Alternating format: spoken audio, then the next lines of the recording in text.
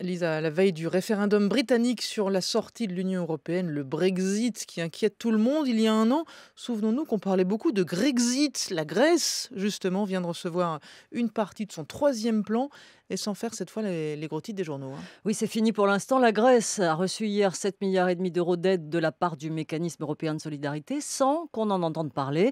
Le psychodrame de l'été dernier ne s'est pas renouvelé. Juncker, le président de la Commission, y est même allé de ses encouragements. Il a estimé que la Grèce était sur la voie de son redressement. Il a même salué le courage du peuple grec, dont le pays, a-t-il dit, est désormais définitivement et solidement ancré à l'Europe.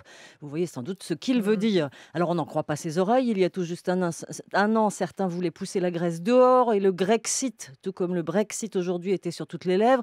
On discutait déjà de son coût exorbitant, de la procédure et d'une sortie qui aurait été l'amorce de la désintégration de l'Europe.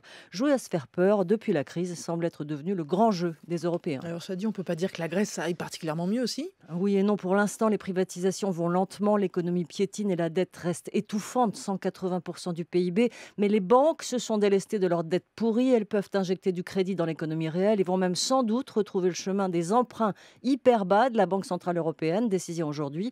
Le chômage est passé de 26% en 2014 à 24,2% aujourd'hui, ça reste énorme, mais la courbe s'inverse, comme on dirait en France. Grâce à ce nouveau prêt, la Grèce peut donc rembourser ses créanciers, mais aussi payer ses arriérés. Mieux, la Grèce emprunte désormais à des taux très bas et devrait en principe pouvoir limiter son déficit à 3,5% en 2018 contre plus du double l'an dernier. Les réformes ont plafonné les retraites les plus élevées, regroupé les caisses, augmenté les prélèvements sociaux et adopté des mesures de lutte contre l'évasion fiscale. Selon certains économistes grecs, 2016 sera l'année du changement avec un vrai redémarrage de l'économie l'an prochain. On y croit. Cela fait déjà 6 ans que la Grèce est sous perfusion. Et cela dit, Lise, l'économie grecque est coincée là entre austérité et crise des réfugiés. Oui, la Grèce, malgré l'austérité imposée, ne s'est pas départie de sa solidarité européenne. Difficile d'ailleurs de confier sa frontière aux pays d'en face. Elle accueille les réfugiés. Selon l'ONU, 92% de ceux qui arrivent en Europe sont passés par la Grèce cette année. Pour l'ancien gouverneur de la Banque de Grèce, c'est une dépense publique de l'ordre de 600 millions d'euros, coût qui est loin d'être compensé par l'aide apportée par l'Union européenne.